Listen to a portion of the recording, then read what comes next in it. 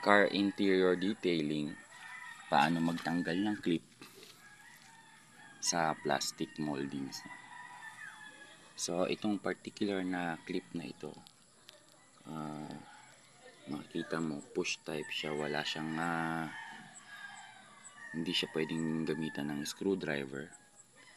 So ang gagawin mo lang sa ganito ay i-push mo yung middle part. Yan, pag na-push mo na yung middle part, pwede mo na siya sikwatin, no? Ganun lang po, no? Tapos ito naman, pwede naman ulitin gamitin yan. Tutusok mo lang ulit siya. Yan.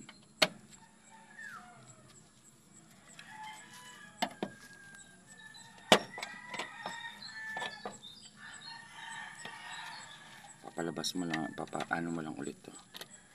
Yan, ilalabas mo lang ulit yan. Yung ano niya, yung nasa gitna niya. Tapos pag install, okay,